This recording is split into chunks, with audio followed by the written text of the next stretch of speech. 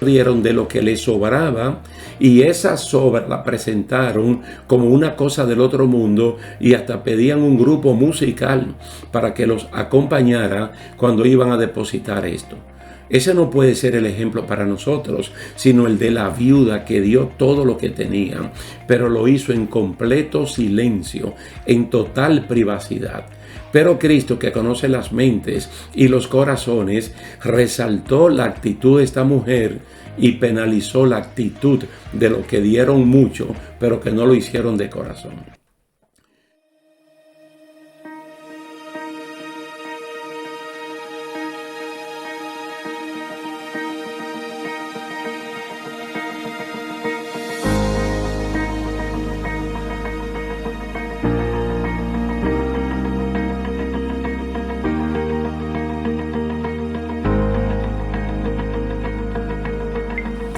Dios le bendiga, queridos hermanos. De verdad que es un rico placer estar una vez más con ustedes para compartir la palabra del Señor en esta serie de estudios bíblicos, la Iglesia del Nuevo Testamento.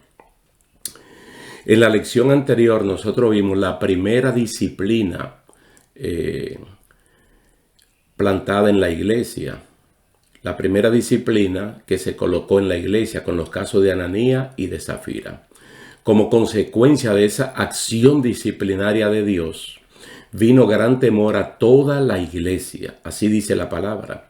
La iglesia como tal es mencionada aquí por primera vez para indicar con esto cuál era el objeto de esta disciplina. Porque estamos hablando de la iglesia como la congregación de los santos.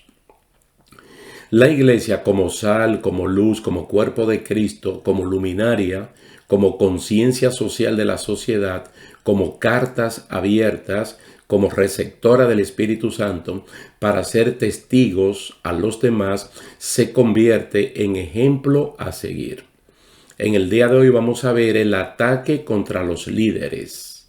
El ataque contra los líderes. Todo después de la acción disciplinaria del capítulo 5. Del capítulo 5, la primera acción disciplinaria puesta en operación por el Espíritu Santo. Vamos a leer en Hechos capítulo 5, versículo 17 al 18. Hechos capítulo 5, versículo 17 al 18. Pero levantándose el sumo sacerdote y todos los que estaban con él, es decir, la secta de los saduceos, se llenaron de celo y echaron mano a los apóstoles y los pusieron en una cárcel pública. Ya vimos que como resultado de la acción disciplinaria del Espíritu Santo a través de los apóstoles, en los casos de Ananías y de Zafira, prosiguió un fluir maravilloso de milagros espectaculares para beneficio de una comunidad que cada día crecía más y más en el conocimiento de Jesucristo. El trasfondo de Hechos capítulo 5 es que Dios hacía milagros extraordinarios a través de los apóstoles de tal manera que traían enfermos y endemoniados de todas partes y los colocaban en las calles y aceras para que a lo menos la sombra del apóstol Pedro cayera sobre alguno de ellos y fueran sanados o liberados. El enemigo de la justicia, a través de sus agentes, que pueden ser religiosos, militares, civiles o políticos, arremete contra los líderes para amedrentarlos y detener el crecimiento de la iglesia. Porque ¿a quiénes está utilizando Dios? A los apóstoles. A los apóstoles. Y ya nosotros vimos desde el capítulo 1 lo que este grupo de personas hacían, incluso cuando Cristo físicamente no estaba y cuando el Espíritu Santo no se había manifestado. Ellos mantuvieron la cohesión del grupo, manteniéndolo en unidad, en oración y en constante ruego para que el Espíritu Santo llegara. Entonces, el proceder del mal en la persona del diablo es el mismo desde antaño, y es el mismo que a veces se nota en los gremios sindicales, en los partidos políticos, en asociaciones profesionales o deportivas. Esa tremenda lucha de poder que el enemigo de la justicia coloca para destruir el liderato y acabar con el resto del grupo. Pedro y Juan fueron encarcelados por segunda ocasión. No por malhechores, sino porque Dios a través de ellos hacía milagros extraordinarios que beneficiaban a la gente necesitada, a la gente explotada y marginada por el sistema imperial. Mucha gente recibía sanidad en sus cuerpos, liberación de opresiones demoníacas, salvación y vida eterna. Esta gente crecía y era muy agradecida de Dios y de sus líderes. Eso llenó de celos al poder religioso del momento, que hizo abuso de poder, persiguiendo, aprisionando y maltratando a Pedro y a Juan sin haber hecho absolutamente nada que riñera contra la ley civil. La iglesia de entonces, como la de hoy, se ve atacada por muchas vías y por muchas fuentes. El diablo quiere desacreditar la iglesia a como dé lugar. Si los líderes no caen en la tentación y en la provocación del pecado y se mantienen firmes y estables en su integridad y seriedad del llamado de Dios, no dando lugar al diablo, entonces éste busca otra forma de difamar la obra del Señor, encarcelando y mintiendo acerca del liderato cristiano. Porque el trasfondo, tanto en el capítulo 4, después de la gran sanidad que Dios hizo de ese cojo de nacimiento, que sentaban todos los días en la puerta, la hermosa, del templo de Jerusalén, un milagro extraordinario. Entonces fueron contra el liderato, contra los instrumentos que en ese momento Dios estaba utilizando. Miren, en Mateo capítulo 10 hasta el capítulo 11, versículo 1, en ese cuadro completo están las instrucciones de Dios para los líderes ministeriales, como si fuera un curso básico de teología práctica del ministerio, o del ministerio personal que cada uno de nosotros, aunque no estemos llamados, por ejemplo, al pastorado, tenemos que poner en práctica. Jesús está en lo que se llamaría la introducción, ¿no?, a esto, a la práctica pastoral, con sus discípulos. Les da autoridad, indicaciones de qué hacer y qué no hacer, les advierte de persecuciones venideras por causa de la misión y de sus éxitos. Es decir, el Señor en esta práctica está empoderando a sus líderes, a sus seguidores, para que vayan a hacer obras extraordinarias, autorizadas por Él. Pero también le dice el riesgo que ellos corren cumpliendo la misión y también en el éxito de la misma. Y una de las cosas que Jesús más remarcó en la práctica ministerial a sus seguidores era a quién se debe temer y a quién no se debe temer. A quién nosotros debemos temer y a quiénes no deberíamos temer. Incluso deberíamos enfrentarlo con valentía y confianza en Dios. En Dios. Dice que nosotros tenemos que temerle a Dios, que es el único que tiene capacidad de matar el cuerpo y echar el alma en el infierno. Y no temerle a los hombres, no temerle a más nada, que lo único que pueden hacer es matar el cuerpo. Entonces los mismos enemigos de la obra de Dios que ahora están persiguiendo y aprisionando a Pedro y a Juan son los mismos que decían que Jesús hacía milagros y liberaciones por el poder de Belzebú. Fíjense, ellos quieren desacreditar la fuente de poder, de autoridad que tiene Jesucristo para hacer todos los milagros que hace a favor de un pueblo marginado y que está en gran necesidad. Ellos atribuyen todo este poder a Belzebú, al príncipe de los demonios, por no querer aceptar que el Espíritu de Jehová el Señor está sobre Jesús y que ha sido ungido para hacer todo lo que tiene que hacer. Entonces Cristo nos recomienda no temer a nadie que no sea a Dios. Los hombres malos pueden matar el cuerpo y nada más. Dios puede matar el cuerpo y echar el alma en el infierno. Esa era la consigna. Incluso el temor a Dios es un dique de contención para nosotros no hacer nuestra voluntad, sino hacer siempre la de Él, que es buena. Es muy buena y a todos nos conviene. Mire, encarcelar a estos líderes, a Pedro y a Juan, era para acallarlos y para meterle miedo a los demás y por causa de estos temores seguir en la esclavitud del sistema. De ahí esto de Mateo capítulo 10, completo, hasta el capítulo 11, versículo 1. ¿A quién uno debe temer?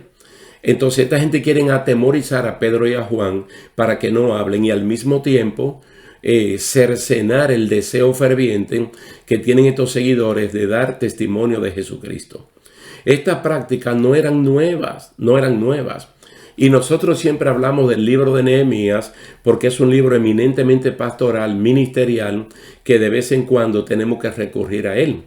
Nehemías vivió esta misma experiencia en carne propia, cuando los enemigos del pueblo de Dios trataron de detener el avance de la obra, la reconstrucción de los muros y de la ciudad de Jerusalén. Ellos sabían que atacando a los líderes, la obra se detenía. Lo calcularon muy bien. Está en el capítulo 6 del libro de Nehemías. Jeremías también se vio bajo las mismas intrigas de su propio pueblo que quería matarlo o acallarlo por la contundencia del mensaje hacia el arrepentimiento. Sus palabras son estas, la de Jeremías. El Señor me lo hizo saber y lo comprendí. Entonces me hiciste ver sus obras, pero yo era como un cordero manso llevado al matadero y no sabía que tramaban intrigas contra mí, diciendo, destruyamos el árbol con su fruto y cortémoslo de la tierra de los vivientes para que no se recuerde más su nombre. Esa era la trama contra Jeremías, capítulo 11, versículos 18 y 19. Jeremías 11, 18 y 19. Más o menos lo que dice el Salmo número 2, que en oculto los enemigos de la obra de Dios, de los líderes que Dios ha puesto, ellos traman cómo matarlo, cómo callarlo. Y fue el caso para Nehemías y fue el caso ahora para Pedro y para Juan. Los líderes que están al frente de la iglesia deben estar conscientes de los ataques del enemigo de la justicia con agentes de afuera y agentes de dentro. Eso está en Hechos capítulo 20. Muy bien, ya lo hemos discutido en alguna otra ocasión cuando el apóstol Pablo dijo que él estaba plenamente seguro que de fuera iban a venir lobos rapaces, que no iban a tener piedad del rebaño, pero que de adentro se iban a levantar hombres impíos también, que iban a hablar cosas contrarias a las que Jesucristo nos enseñó. Por lo tanto, uno tiene que estar como un buen vigilante, tanto de la vida de uno como de la iglesia donde estamos pastoreando, si ese es el caso suyo o el caso mío. Tener el valor suficiente y la confianza plena en Dios, que al igual que el escenario de Pedro y Juan en Hechos 5, Dios en su dinámica de poder hará grandes cosas. Los que conocen a Dios cuando están preocupados por algo, oran y luego confían en que Dios hará lo que tenga que hacer. Es decir, nosotros tenemos que aprender de estos elementos que conformaron los inicios de la iglesia del Nuevo Testamento. Porque hay cosas que son irrepetibles, definitivamente, en la misma vida de uno, orgánica. Cuando uno nace como bebé, un infante, un niño, un adolescente. Hay personas que ya tenemos una edad que no podemos volver a eso nunca más. Incluso los que van saliendo de esos estadios ya no pueden volver más a ellos. Pero hay principios que permanecen, como el de la dependencia y confianza completamente en Dios. Cuando nosotros terminamos la serie de estudios bíblicos Entrenados para Vencer, fue básicamente con los 4 elementos de victoria que están en Hebreos capítulo 10. La fe, la confianza, la paciencia y la esperanza. Entonces Dios mismo es que nos manda a no perder ni la fe, ni la confianza, ni la esperanza, ni la paciencia, porque hay grande galardón detrás de ellos. Entonces, ahora, ¿qué es lo que hay que hacer? Confiar. Confiar en Dios, de que Dios está siempre trabajando y que Dios siempre tiene un plan. Mire, Dios no está obligado, Él no está obligado a decirle a sus líderes lo que Él está haciendo. Él no está obligado. Es un deber del líder, del siervo, confiar en que Dios está haciendo su trabajo. A veces nos gusta mucho recitar ese salmo del Antiguo Testamento de que Dios no se duerme, de que Dios cuida a su Israel, de que Dios cuida a sus hijos. Y a veces cuando estamos atemorizados por el enemigo creemos que sí, que Dios se durmió y que el enemigo aprovechó eso, esa coyuntura y nos está atacando y Dios no se está dando cuenta. Miren, en el libro de Esther, que es un pasaje que a mí en lo personal me gusta muchísimo, en el libro de Esther hay el episodio, por ejemplo, de Mardoqueo. Y yo digo a Mardoqueo vamos a ponerlo en el medio. A Mardoqueo lo colocamos en el medio. Y a un lado ponemos a Amán, el primer ministro del rey Asuero en el gobierno persa, un hombre malísimo, un instrumento del mismo diablo.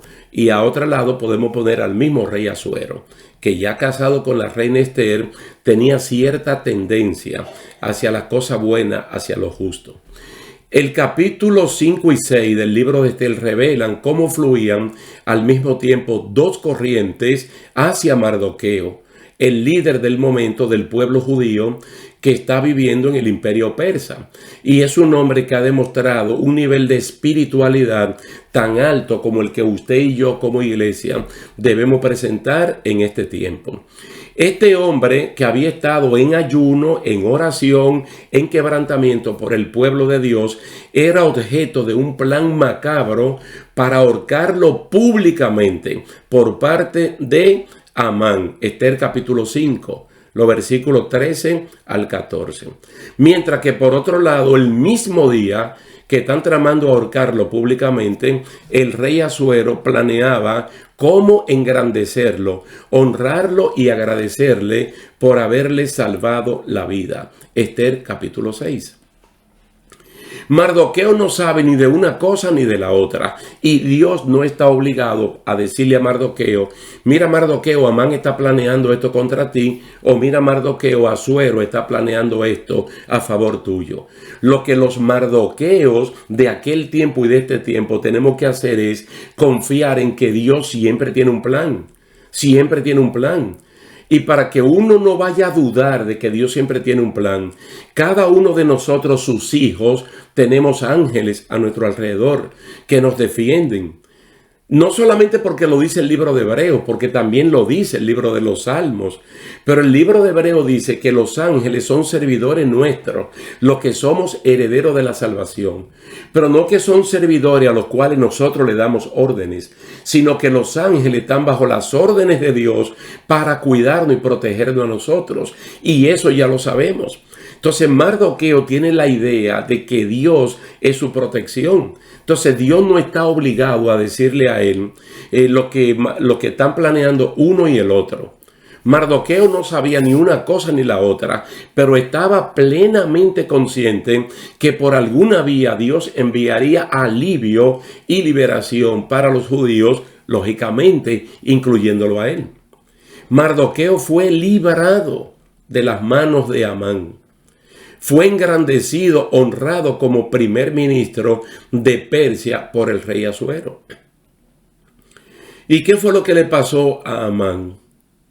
Que fue ahorcado él públicamente en la horca que había mandado a preparar para este siervo de Dios.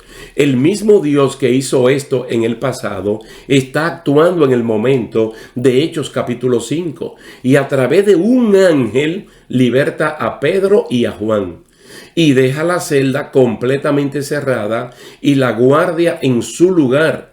Y se les ordena a ir y predicar la palabra de Dios en el templo de Jerusalén. Hermano, Dios es el mismo. Dios es el mismo. En Dios no hay sombra de variación. Nosotros somos su pueblo. Ha cambiado las personas que conforman el pueblo de Dios, porque ya lo del Antiguo Testamento murieron, los del Nuevo Testamento murieron, ahora estamos nosotros. Pero Dios no cambia. Dios es exactamente el mismo. Mandó un ángel, sacó a Pedro, sacó a Juan de allí y le dijo: vayan a predicar la palabra. No vayan a hacer shows evangelísticos, no vayan a traer gente hacia ustedes, vayan a predicar la palabra, que es la gran comisión que cada uno de nosotros debe poner en práctica. Mientras los enemigos de la obra de Dios planean el mal y ejercer un poder abusivo sobre ellos, Dios opera en libertad y con autoridad los envía a su servicio. El líder o el siervo solo debe confiar en que Dios lo tiene a su cuidado. El líder debe obedecer a Dios antes que a los hombres. Yo estoy diciendo el líder porque esta sección es un ataque directo al liderato del momento, pero para el enemigo de la justicia, todos nosotros somos blancos de sus ataques.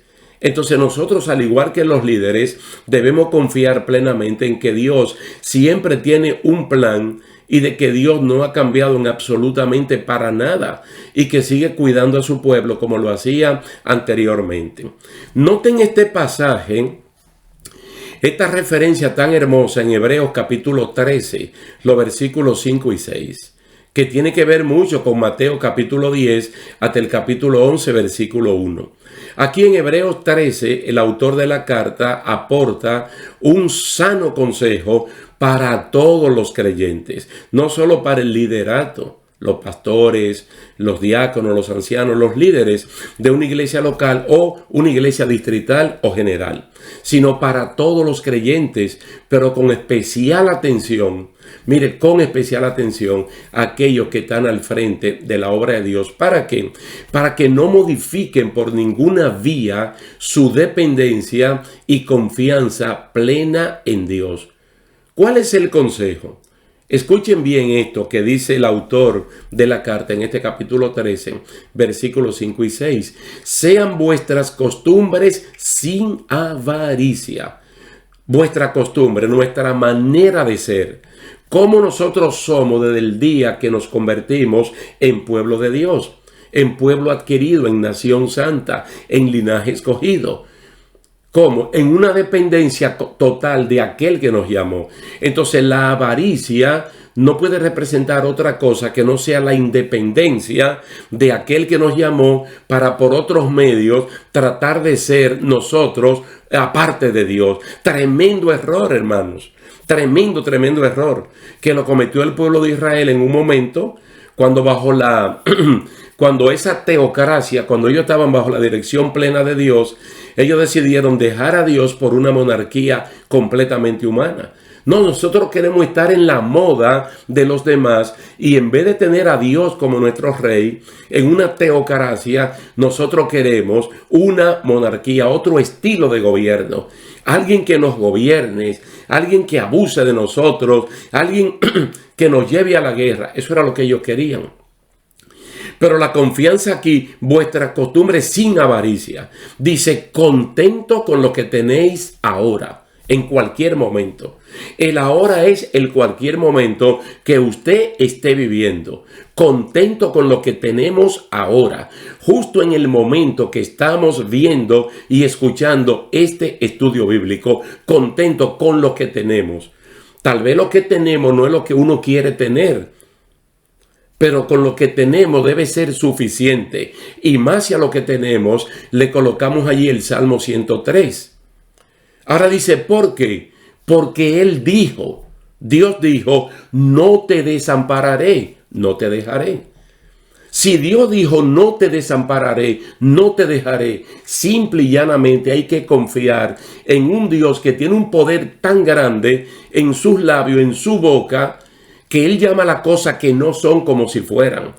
Y su palabra creativa produce inmediatamente de donde no hay o de lo poco que hay. Pongamos el ejemplo de aquella viuda que el profeta la visitó justo en el momento que a ella le quedaba una ración de comida para 2 personas. y en su hogar habitaban solo 2 personas, ella y su hijo. Y llega el profeta probablemente con su asistente y ya serían 4. Y el profeta pregunta y ella contesta que hay comida para 1 día y 2 personas. Pero el profeta le habla de parte de Dios de que no va a faltar. Del poco de harina que ella tiene, del poco de aceite que tiene, no va a escasear nada. Porque Dios dijo: ya yo he hablado con una viuda y ella te va a proveer los alimentos suficientes. Y cuando él llega, que pasan inventario, hay un poquito de harina y hay un poquito de aceite. Pero Dios dijo: no te desampararé, no te dejaré. Y ya ustedes conocen el resto de la historia. Que comieron durante todo el tiempo de la escasez, porque no hubo lluvia por 3 años y medio.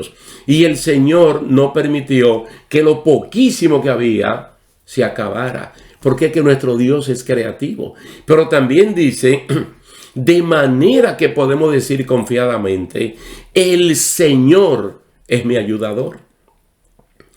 Y esa es una palabra extraordinaria que viene desde el Antiguo Testamento. Eser, con Z. El Señor es mi ayudador, no mi ayudante, sino alguien que tiene mucho poder, mucha autoridad, mucho más de la que yo puedo tener. Y Él sí me hace una persona confiada en Él, un dependiente de Él, porque Él es el que me ayuda en todos los momentos, cuando tengo fuerzas o cuando no tengo. Entonces se van a levantar, va a haber un ataque contra los líderes para amedrentarlo, para que ellos no hagan lo que tienen que hacer y de esa manera cercenar el deseo, la voluntad del pueblo de Dios de seguir hacia adelante. Mire que el enemigo de la justicia también es muy inteligente.